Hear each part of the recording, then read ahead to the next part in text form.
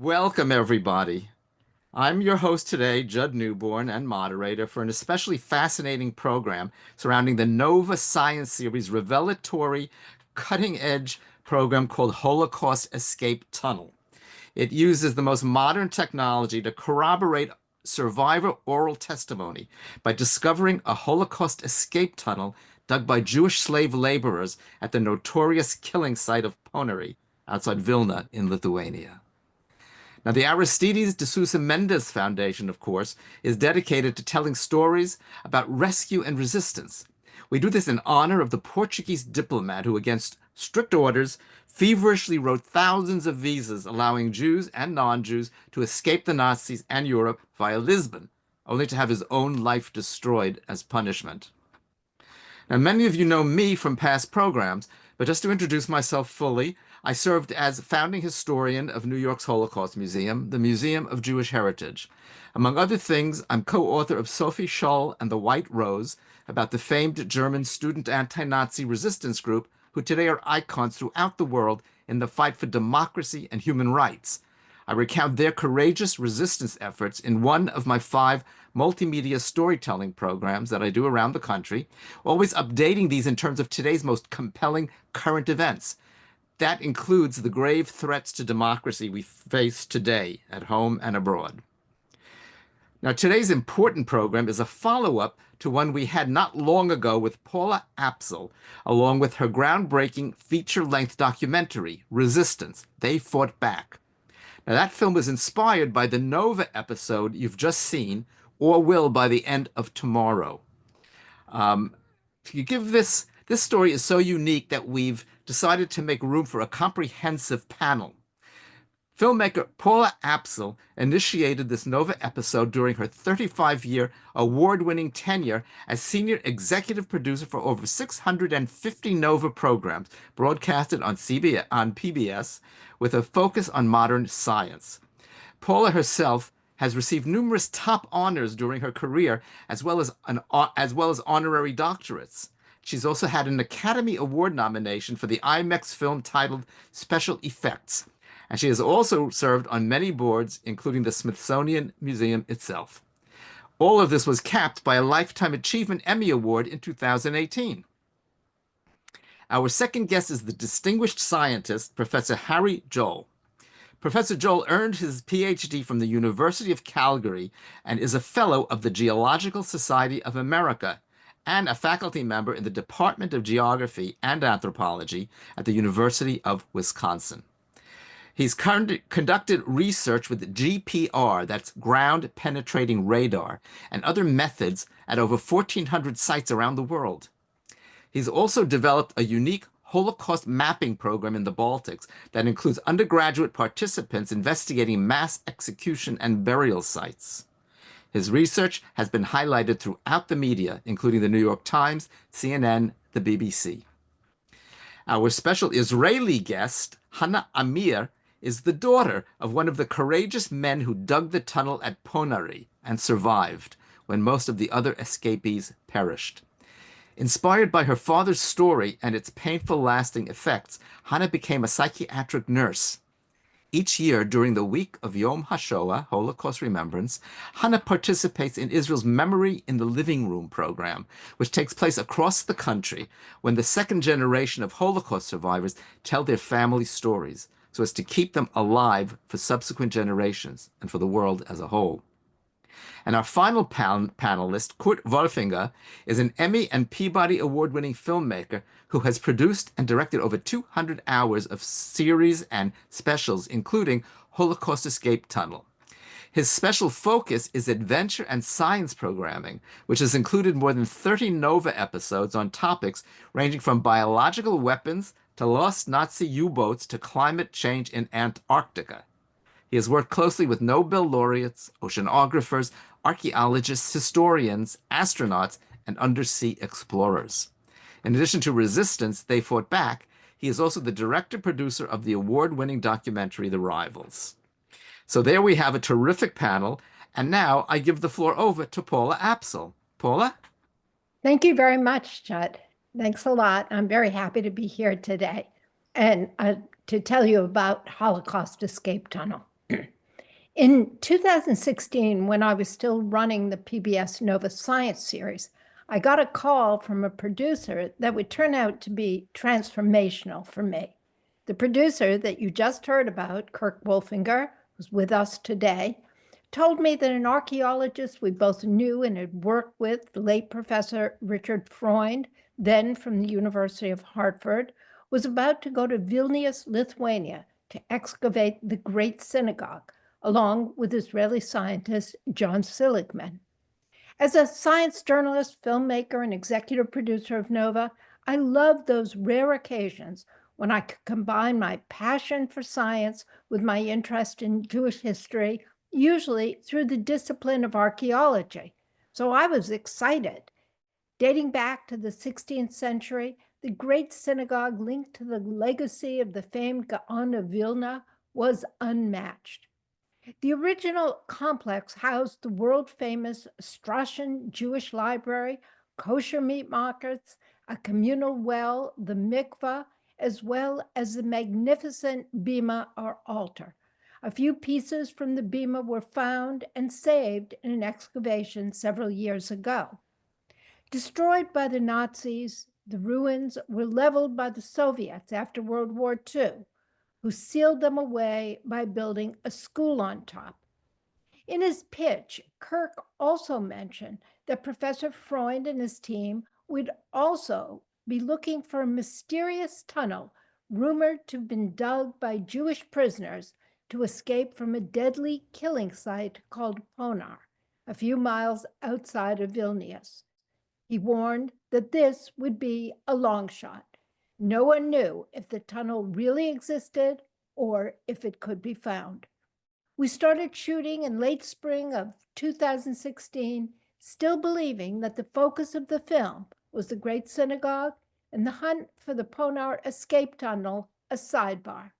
But a telephone call changed all that, and within a day, I was on a plane to Vilnius. It turned out that our team of archaeologists had hit pay dirt, metaphorically speaking. When I was at Nova, I always used to talk about the moment of discovery, but I was never on the scene myself when any scientist discovered anything. This was the first time when Dr. Freund and his team, using their electronic equipment, found irrefutable evidence of an escape tunnel in Ponar Forest, where the Germans and their Lithuanian collaborators killed 70,000 Jews and 30,000 others. The reaction to finding the tunnel was overwhelming. Newspapers around the world write articles, and the New York Times calls us in Lithuania to interview the archaeologists and the film team and publishes a major story. Later that year, the Times calls the discovery of the tunnel one of the 10 most memorable science stories of 2016. It is incredibly rewarding to see how modern science can bring our history to life. 2 years later, I left Nova after almost 40 years, but that was by no means the end of the story.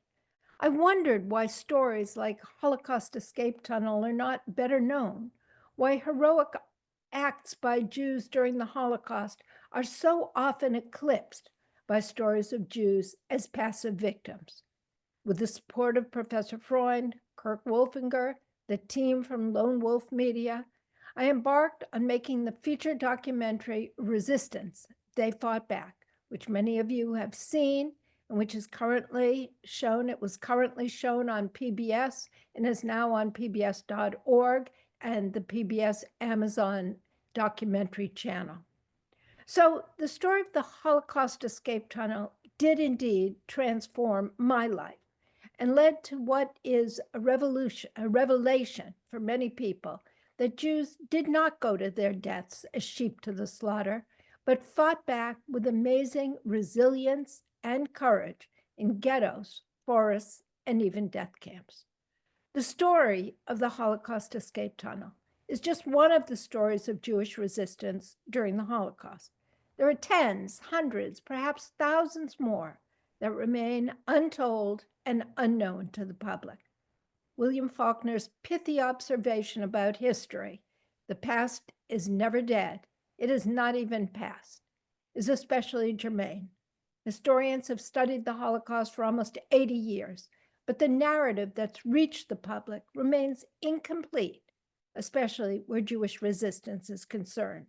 Before any more time elapses, we owe it to history, to the memory of those who confronted this unimaginable evil, and to a better future for ourselves and our children to set the record straight. And now, Harry, I believe that we go to you. I think you saw your picture a couple of times here with the late Professor Freund. Yes. Thank you, Paula, and both to Paula and Kirk for being able to tell the science in a public venue, because I think that's something we're lacking, is how do we tell this complex science to that public audience.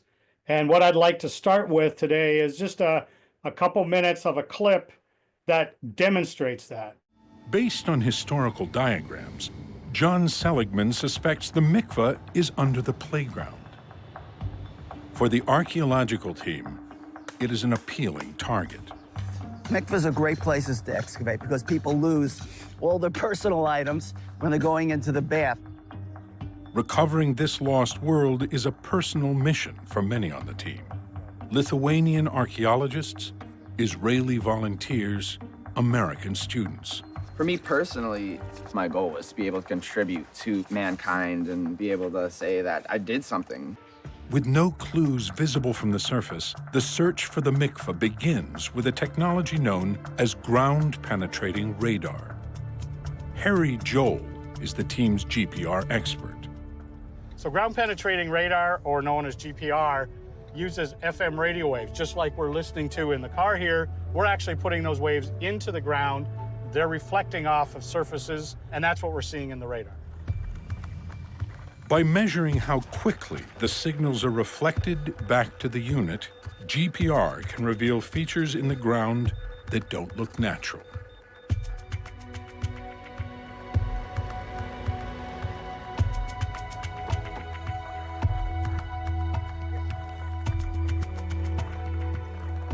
Particularly in archaeological, you're looking for those right corners. Nothing in nature builds anything with a right corner.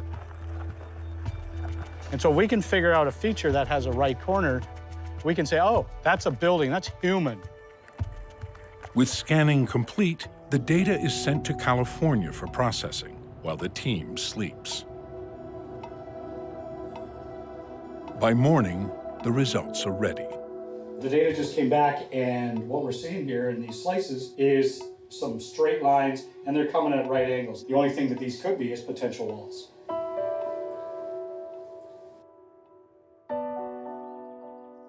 Joel hands the data over to cartographer Phil Reeder. We look for all the existing maps and diagrams, and then what we're able to do is we're able to overlay them on top of each other, get everything in the same scale, and then we can add our data to that. When the GPR data is matched against the floor plan of the complex from before the war, the team knows exactly where to start.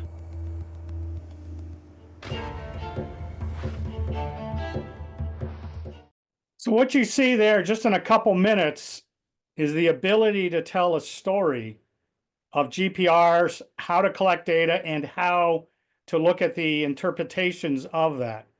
But I'm going to take a step back because we're in Lithuania. We're in the capital city of Lithuania in Vilnius.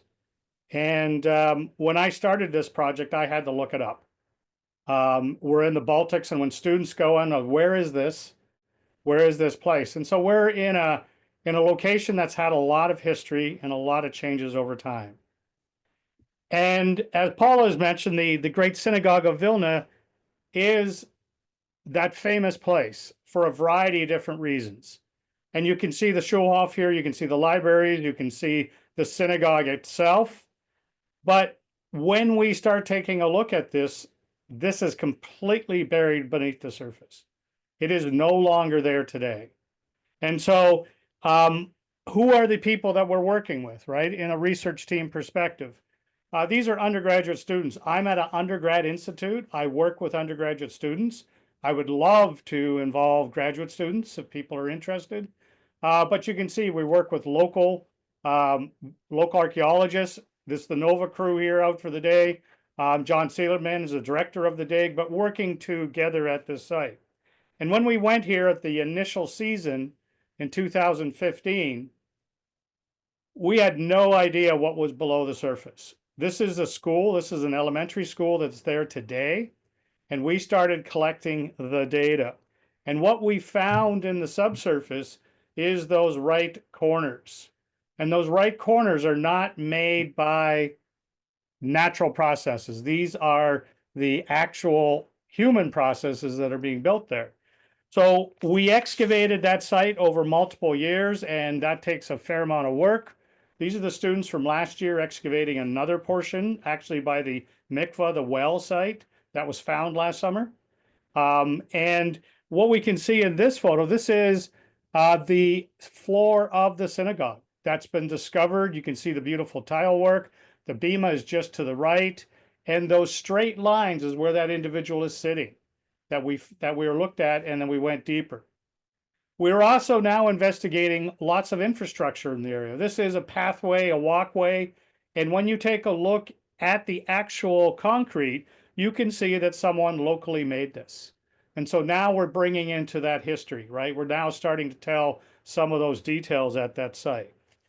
So these are the parts of the two ghettos, and we know that most of the individuals here were brought to Ponar.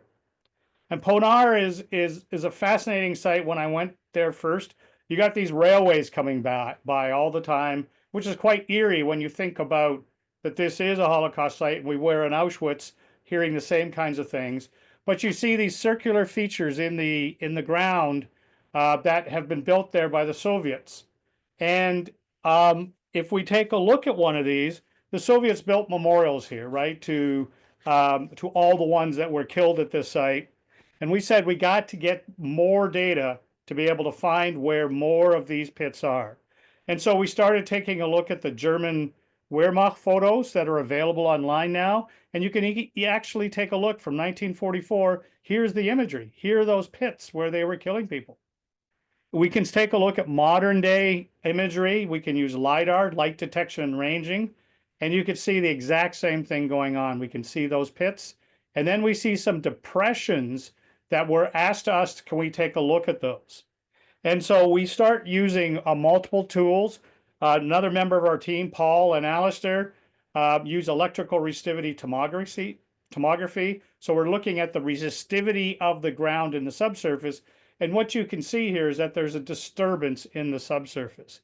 And when we take a look at this in 3D, we can see that this is a big oval feature, right? That's 20 meters by 20 meters roughly.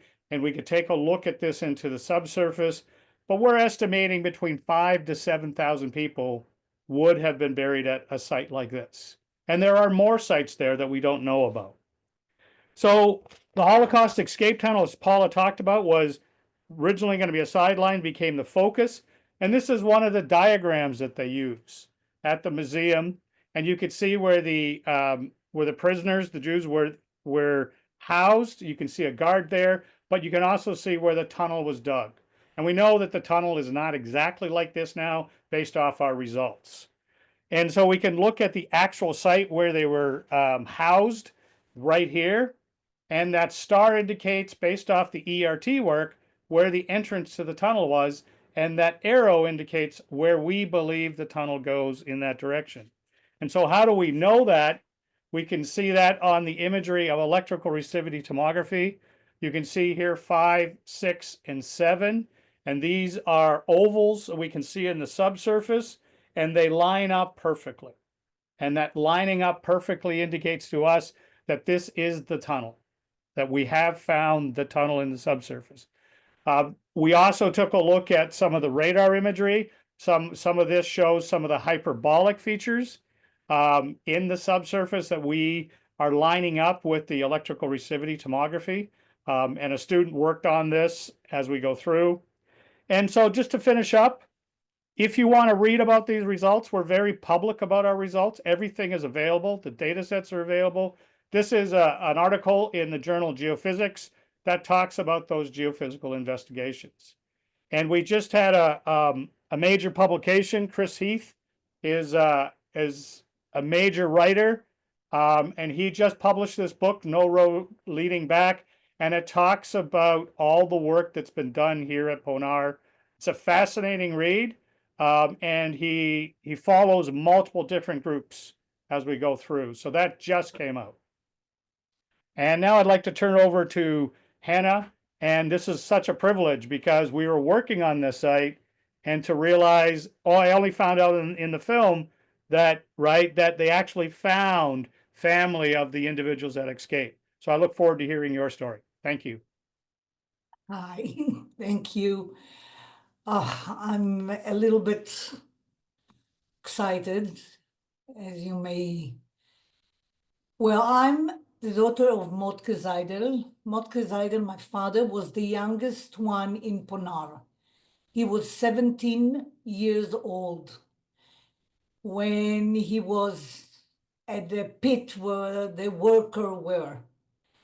We assume that there were about, from what my daddy told me, about 80 people there. And after digging the pits with the bodies and taking them with the hands or the shelter that you've seen in the pit, so Yeah. after all they worked, they were all the time with chains of iron on their legs. And they went back, they had a letter for the Jews and a letter for the Nazi and the Lithuanian. God forbid they'll touch the letter of the Jews. And after a few weeks, they knew that no one will survive unless they'll find a way to get away. And Mr. Dogim was the first one. He was an electrician. And later on, you'll see a picture of him. He was the initiative that gave the idea to dig the tunnel. And with him was another one from Russia, a Jew, and they started, there it is, this is Dogim, this is Mr. Kantorovich, and on the left is my daddy. You can see he is younger than them. And they used to meet every year on April the 15th, which is the day they ran away. And that's at my parents' place. Anyway, as a young child, I didn't know about Ponar. Only when I was 17, I went on a seminar in Jerusalem, in Yad Vashem. And there were all the terrible places, Auschwitz, Majdanek, Dachau, but no Ponar. So I came home, and I'm an Israeli. So I went to my daddy and I said, where did you find that name? There is no Ponar on earth. I don't understand what you're talking about.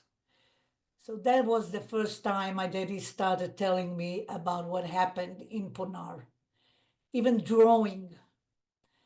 And we had certain behavior. Well, that's me, my husband, and my 3 boys, and the daughters-in-law. Thank God.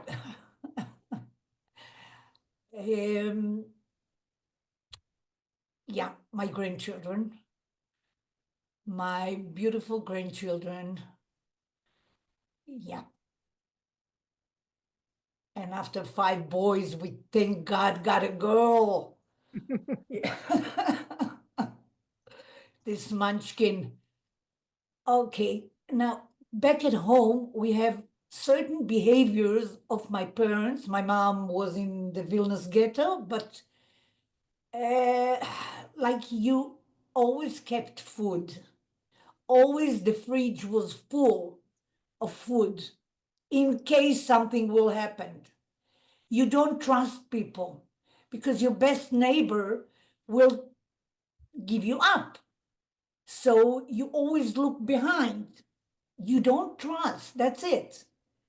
And if by my father, because of Ponar, was the hand washing. All the time, washing the hands. When my boys were about 10, 14, was the first time I told my daddy they were not in Punara.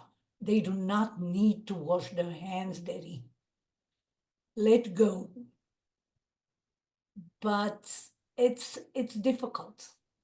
It's difficult to live in a house that everything is uncertain, that you don't trust and you don't believe, that you can only trust yourself and your best family. Like, I never had a family, I never had a cousin or an uncle or anything.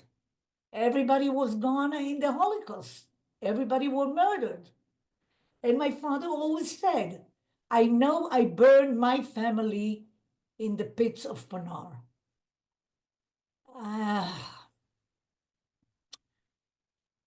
That's about, it's hard.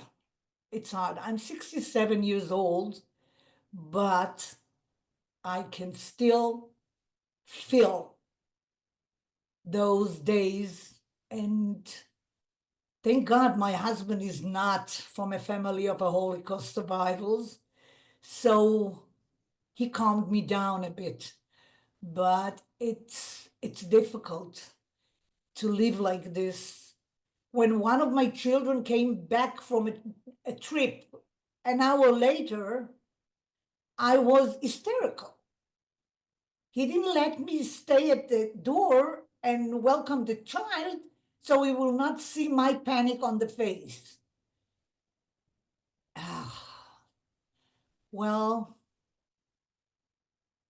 my father was a hero. He was. And at Mr. Claude Lanzmann filmed him on Shoah, and there is another movie, but none of them of the Holocaust Tunnel.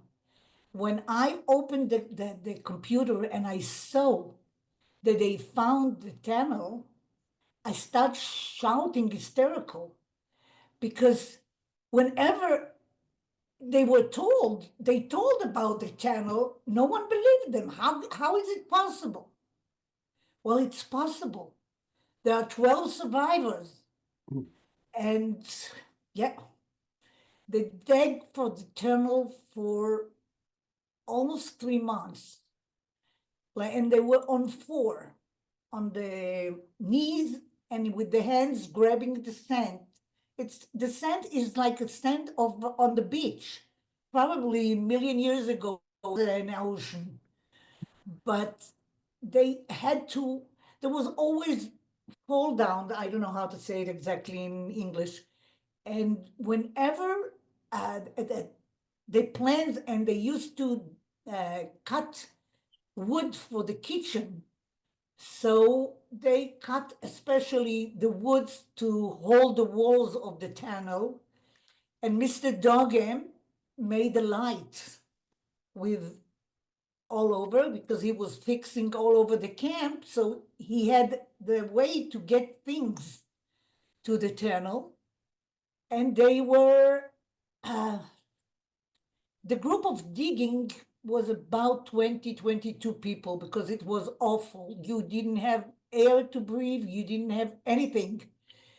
And you were filthy and smelled from the bodies. Whenever my father took him, I think, many, many years until he could say it was like a bowl of herring, one on the other. And we can't imagine that. And they decided on the day where there'll be no moon, was the middle of the month, and they escaped. Some of the people took their chain, like Mr. Shlomo Gol. I know he took the chain, the iron chain. My father said that he didn't want anything to do with it. He wanted to leave. And that's it. This is an extraordinary story, Hannah. It is Yes, so it is. amazing and moving and troubling, but also it's terrific that we've been able to use new technologies to corroborate this kind of testimony. Unbelievable. And maybe Kirk will tell us a little bit more about his experiences now.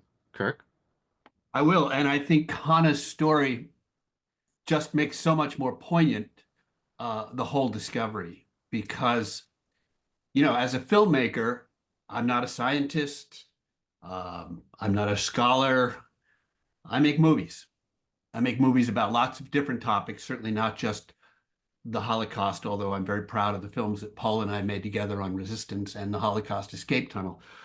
But I've dived on Titanic, and I've interviewed all the astronauts who walked on the moon. So I've gotten to meet a lot of people and gone to a lot of places where people say, but did you really do that? Did we really go to the moon? Did you really see Titanic? And that is the essence of why this film about the Holocaust Escape Tunnel is so important. Because we can make films that are entertaining. We can make films that are informative. But in the case of ANOVA, you also have to make a film that is honest and accurate. And when we started this project, when we started this film, yes, we were looking for the Great Synagogue and we were looking for evidence of that. But in the back of our minds was this tunnel. If we could find this tunnel, because the tunnel had grown, we knew it was real, but there was no physical evidence. So even for the children, as Hannah has just expressed, there was this idea that, was it a myth? Was it a legend? Was it real? And in this age of Holocaust deniers and doubters, to be able to say 12 people escaped from this handmade, hand-dug tunnel is tantamount to saying, it's just another Holocaust myth. So finding the tunnel was a dream that we didn't know if we could accomplish. And ironically, we had a crew of, I think, 8 people in the film crew, and of course Paula and some other folks from NOVA. And we were all getting set to go over to Lithuania, but I sent in advance the cameraman and the producer to just make sure that when the scientists were doing all their testing of their GPR equipment and so forth, that everything was set up. And we got lots of pictures of that to make sure that that was all documented. And I got a call saying, hey, they were testing their equipment, and guess what? They think they found the tunnel. The first day, on a test, they think they found evidence of the tunnel. So we ran over, and sure enough, over the course of the next several days, they began to slowly find the whole trace of the tunnel. And we went from going with a film that we knew would be an important film to a film that would really be kind of a milestone. And Matthew, if we could play that little clip, I would really love to see that. We do a lot of tunnel detection, and it's really difficult, and especially a tunnel like that where it's hand dug, it's small, there's nothing in it, there's no metal supports, it's surrounded by sand, very improbable. But can new technology help? So when I come to these projects, I don't expect everything to work and us to find everything we're looking for. I just want to have some success. The team has only one clue to go on. A Lithuanian excavation in 2004 that identified the entrance. The entrance to the tunnel was found in the original excavations they did, but they couldn't find the continuation of the tunnel. That was the key. The first thing the geophysics team needs to figure out is the direction the tunnel would take if ever completed.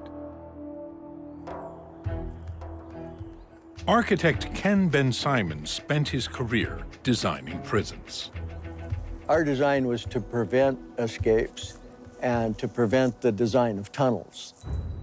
Ruling out where the Lithuanians already excavated, And knowing the diggers would not have backtracked across the pit, Ben Simon has flagged an area for examination. And on their very first run, the team gets a surprise. Wow. It's exactly there. One hot spot stands out. It looks like the cross-section of a collapsed tunnel, about 130 feet away from the previously discovered entrance, back in the pit. Most of the soil, colored blue, is too dry and sandy to conduct electricity very well. But the soil in the collapsed tunnel is looser and holds more moisture, conducting more electricity and generating the signal they see on their screens. It rains here a lot. Here you even have a ditch leading into it where it's collapsed. And even if it's collapsed, it's not going to be as compact as the originally sand that was laid down. Okay. It's not definitive, though. They need to verify this signal is a segment of a tunnel. So that's a little section of the moment of discovery, when we actually made the discovery. And just to sum it up and to end my portion of it, we got very lucky that we found it, because otherwise the film would have left questions lingering. And lingering questions, especially on this topic, were not good. So we brought science to history, and hopefully we made it entertaining. And for the children of the tunnel diggers and the tunnel escapees, I know because I was there when they were told about it and shown by Richard Freund, they were shown the proof of the tunnel. Even they were amazed, and they'd been hearing about it all their lives. Even they were amazed to actually see it and express that I'd heard about it, I knew it was true, but seeing it makes it all the more real. So it was one of the more important moments for me as a filmmaker. That's it. Thank you, Matthew. Thank you very much, Kirk. Judd, can I just say one more thing? Sure, absolutely. I just think it's really important for us at this point to remember Professor Richard Freund, and who unfortunately passed away before Resistance They Fought Back was complete, although he did see a rough cut of it. And of course, he was alive and well when we made Holocaust Escape Tunnel, and was able to go on. I think, Kirk, we did 9 events around the country where he really could explain his work. And I think, Harry, I think he, and with you and Paul Bauman and the others and Alistair, have excavated 50 or 60 Holocaust sites. And he really brought this idea of archaeology being used to better understand the Holocaust to light. So that's something we really have to remember, because it's of great importance. Absolutely. Richard was the driving force behind all of this. And, without him, this would not have happened. Yes. I think those are very important points to remember, because this is a human story as well as a scientific story. Okay, now as everyone enters more of their questions in the chat section, I want to tell you about an exciting live event that we're going to be doing, as well as the regular next program. The live event, the Sousa Mendes Foundation will be holding a live in-person event at the famed 92nd Street Y in Manhattan on March 16th at 7:30 p.m. There you'll meet Richard Horowitz, author of In the Garden of the Righteous, who will converse with best-selling author Daniel Mendelsohn about Aristides de Sousa Mendes and 10 other extraordinary Holocaust heroes, from circus ringmasters to Tour de France winners, all who have been honored by Yad Vashem among the righteous of the nations. So come if you're in the New York region or the New York metro area, and if not, we'll indicate how you can sign on virtually. Now, our next program, the regular program, is on March 23rd. 1 Japanese diplomat, 2,139 visas, 6,000 Jewish lives. We're going to discuss the fascinating and courageous story of Japanese diplomat Chioni Sugihara, based in Kaunas, Lithuania, who wrote Visas in 1940 that saved thousands of Jewish refugees who escaped via Russia to Japan. One of our guests will include Sugihara's own granddaughter. Now, before that program, you'll have a special opportunity to see the documentary Sugihara Survivors, about a Japanese writer who inherits a photo album with pictures of some of those whom Sugihara rescued and his journey to discover what became of them. So now we're going to run a trailer for that film.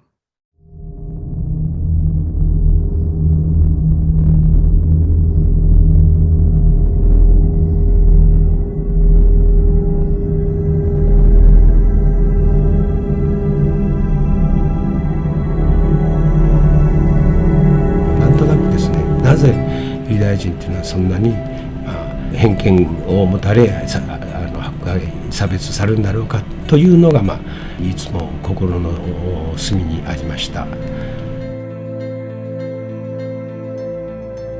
We spent 6 months in Cuba. We had no visa to go anywhere. We tried to go to the United States or to go to Israel, but couldn't get the visas. Sugihara was the only possible hope. They knew that they had to get out, and I don't know if they fully realized that he was truly the only hope.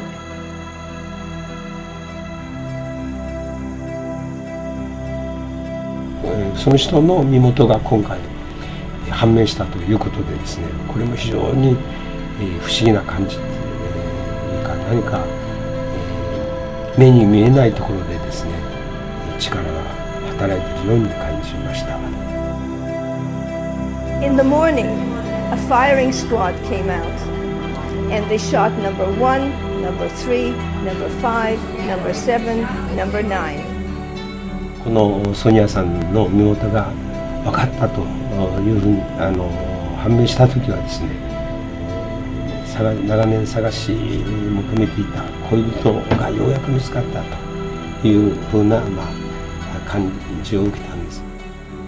It's important to tell this story because people do need to be inspired by acts of courage and goodness by other people. It may lead them to do it too.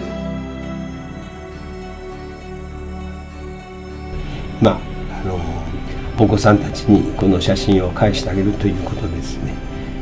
今度はまた別れの時が来たのかなという。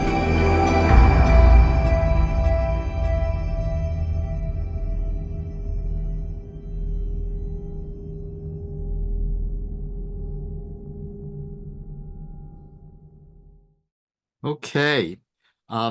Most of our questions, and there are a lot of them, are about the actual experience of the Ponar prisoners and slave laborers. And so I'm wondering who among you will be able to answer these questions. I would suggest that someone jump in who has an answer. Okay, so first of all, let's see. Give me a chance and let me see. One question is, how did the side of the tunnels stay in place? There must have been moisture in the soil. How did they keep the walls of the tunnel intact? So one of the things, this is Harry here. When we were looking, we had to have a model of what was in the subsurface. And that model is that this tunnel was not going to be in place. It probably had collapsed. But because the sediment was going to be slightly different, there was probably wooden to hold it up, because this is sand that would have collapsed. And so with those features, there's going to be differences in moisture, and that differences in moisture will give you different readings on the equipment. And so that's our hypothesis going in. It'd be great. It's not for us, but we have given where those places are, and it'd be interesting if they did excavate, right, at a site like that. Right. Fascinating. Here's a question. Were all of the people who were burning the bodies chained together during the night? And if so, how did they break the chains when they began their escape after the tunnel was dug? In fact, how did they deal with those chains in general? Anybody have an answer to that? You're muted. Yes, Harry, do you know? I believe what I remember hearing is they were all chained together while they were working. I think that's what I was told. There, So then the, there seemed to be a little bit of, we were never really quite sure whether they were shackled while they were digging the tunnel. We were told that they were shackled and that they dug the tunnel with spoons. That's what I believe that Dr. Freund told us. But I've heard, then I've also heard that they were not shackled. So I'm not really quite sure about that. Hannah, are you still with us? Did your father say anything about that, whether they were actually chained? Is Hannah still here? I think no. So Okay. I think that's They something were not chained together. Each one of them was chained by himself. It was not all together. Was not to allow anyone to escape. They were digging at the beginning, the first 2-3 days with the hands, but then they found all kinds of tools by the Gdoshim in the pits, by the killed people. Yes. And they use it. And about the walls of the tunnel, I just said that when they cut the wood for the kitchen, they cut certain wood to hold the sand. That's what they was using to hold the tunnel. It was a very narrow tunnel. It was about 70 centimeters high and 70 meters way. That was it was very narrow. So that's what they were using. Yeah. Wow, that's an extremely resourceful and also painful. The prisoners actually had to bury the bodies of the victims themselves, which is understandable that they would become traumatized by that. Regarding the digging of the tunnel, a question here about what happened to them after those 80 roughly left the tunnel. They managed to escape, but only some of them survived, including your father, Hannah. So a question is, first of all, how did those who survived, including your father, Hannah, how did they survive and get out of Europe? And then after that, we would like to know what happened to the other 68 or so who perished. They were murdered because the Nazis, when they went out of the tunnel, the leaves were already dry and they heard the noise. So the Nazi and the Lithuanian guards started shooting at them. Only 12 survived. And they were going around, but then my father was with a group of 5. The other ones were another group. They met only later on. I don't know exactly when. But my father, he himself in, when you know the farmers, they have a big for the, I don't know how to say it in English, from the cows or and he hid inside it so the dogs could not smell him. And after 3 days, one of the farmers connected him to the partisans from Rodnitsky's,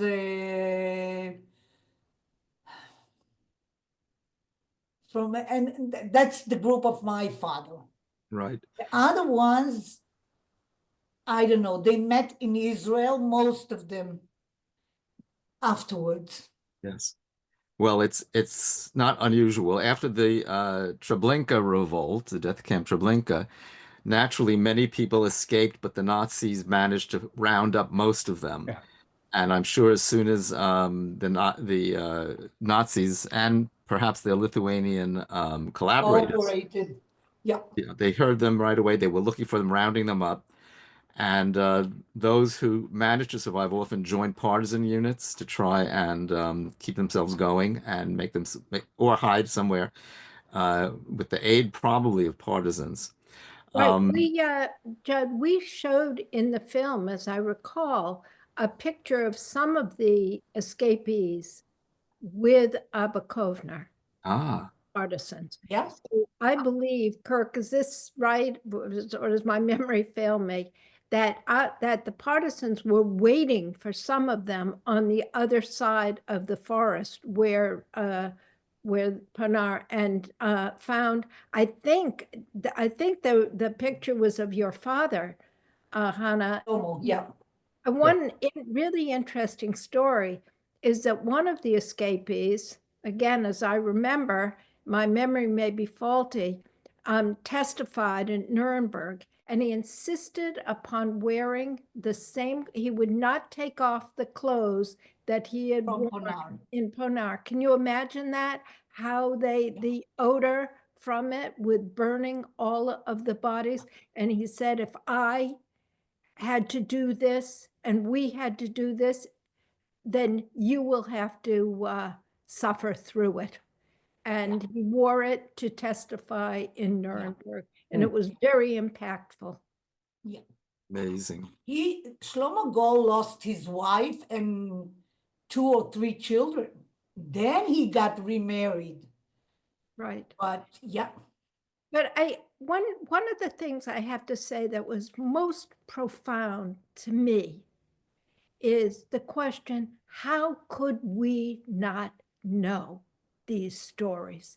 How could we not know about this tunnel? And by the way, it was not the only tunnel found. There was another tunnel found in Novogrudok, Belarus. Also a heroic story where 170 Jews survived, went out with the Bielski brothers, and 1,200 survived. But the idea that these stories of resistance, Jewish resistance during the Holocaust, are unknown to us until now that they're coming. I'll tell you one of the what I think. When the survivor came to Israel, the population really, I don't know the word, but disliked them. Right. They talked about them as the went to the slaughter. How could you do it? My father tried to tell someone, and one professor told him, well, you went like a ship to the slaughter. So, you don't say something like this to my father. He just turned the table on this professor and turned away. It was somewhere in 1952, 53, I don't know. But then they stopped telling. Yes. The Israeli attitude after the 1948 and for quite some time was to see Holocaust survivors as victims and to want to assert a kind of strong Sabra-like, No, of ethos. course. However, time passed and more information has been gathered. So now I believe it's changed. But at first, yes, it was very difficult. And it wasn't only difficult in Israel. It was Scholars, shameful. historians even ignored the subject matter of Jewish anti-Nazi resistance. Exactly. Because the Germans did not include anything about resistance in their records. So people, even a famous scholar like Raoul Hilberg, who was like revered as a scholar, they figured it must not have happened if the Germans, who documented everything, didn't include it.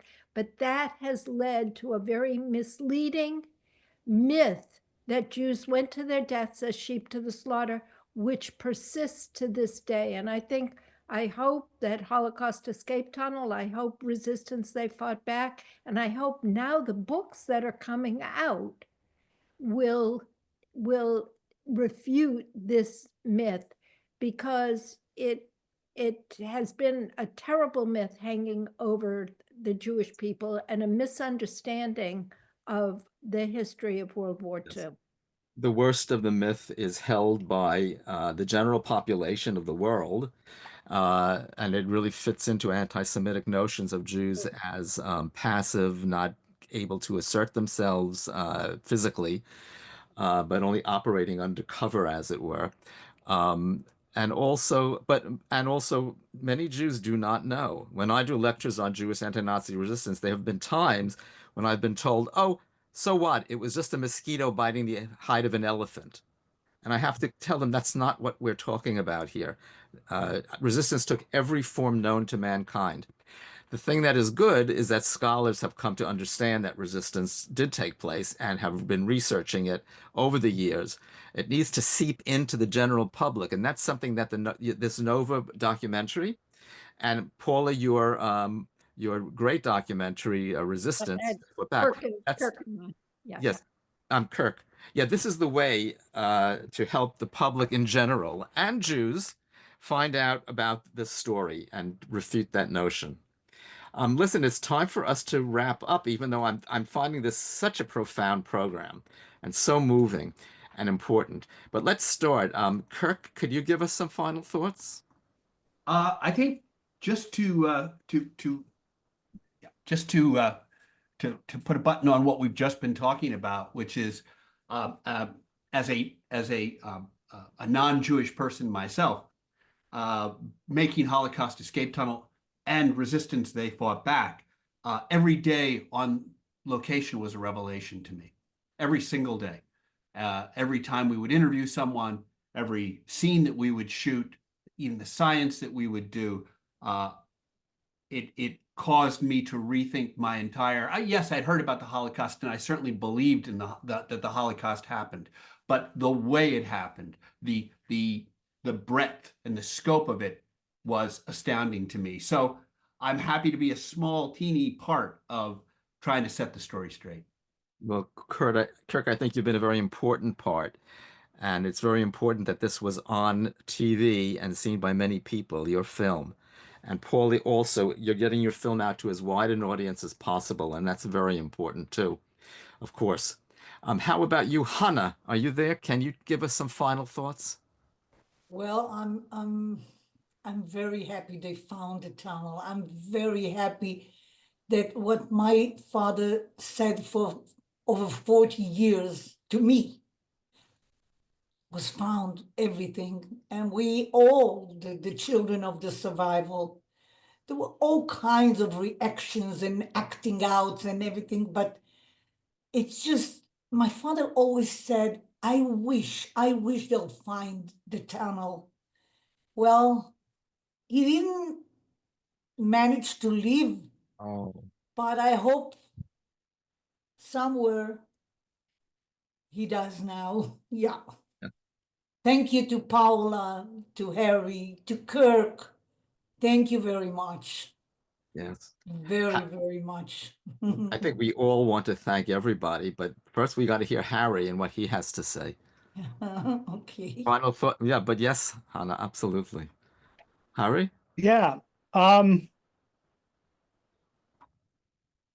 think the science is important, and having people that are willing to do this work, and going out to the field and collecting data and having the background. But almost equally important to me is the youth of today. They need to be involved. They need to understand what has happened. And when a student goes to me, when a student says to me, there are thousands of people beneath my feet right now because we found a trench. Oh. They are never going to forget that for the rest of their life. And they're going to tell all their friends and their family. And so we'll continue doing this. That's Thank you. Deeply moving. And what a thought that there are thousands of people under my feet. Paula, did you say your thoughts, or do you want to make some final thoughts? I've really said, I just want to say that I'm very grateful to you, Judd, and to Olivia for allowing us to bring this back. This film is part of my history. When I was still at Nova, and it's brought back. It's wonderful to have the whole gang gathered again together here, because it was such an important event for all of us. in our lives. And of course, it was a real contribution to the history and our understanding of the Holocaust. And I'm very grateful to have played a small role in it. And I'm very grateful for this opportunity to talk about it today. Well, from myself, thank you, Paula. From myself and the Sousa Mendes Foundation, and I think everybody who has been part of this program. And by the way, you can still see the PBS Nova documentary of Kirk's tomorrow till the end of Monday. So if you haven't seen it yet, do go on. It's your privilege now to be able to see it. So do take a look. I'm sure you will want to. My final thoughts are that the Holocaust has been documented voluminously and in numerous ways. But what this program tells us is that the Holocaust has many new stories to reveal, or new ways to corroborate what we have heard, but what we don't have evidence of. And this use of modern scientific techniques shows us that there are many new ways and to do this, and new stories that can be told, can be uncovered, and can be corroborated. And this is an important fight against Holocaust denial. But it also tells us that the subject matter of the Holocaust, which is meaningful to so many of us and to the world, will be able to be told again and again in new ways. We don't have to worry that survivors will die out if we continue investigating it and using all sorts of new techniques that come about. So I think that that's one of the very important things that we can take away from with this, the sense of hope that there are new ways and new people like you folks who are dedicated to bringing forth the story of the Holocaust in as complete a manner as possible. So thank you all. Thank you deeply from the bottom of our hearts, panelists, for participating in this. And Hannah, thank you very much for your detailed explanations and stories and your personal revelations of their effects. It's very, very important for all this. This is one of the most moving programs we've had, I would say. So everybody, thank you very much. Thank you for spending time with us this afternoon. And we'll see you next time. Okay? Take care. Bye-bye. Bye.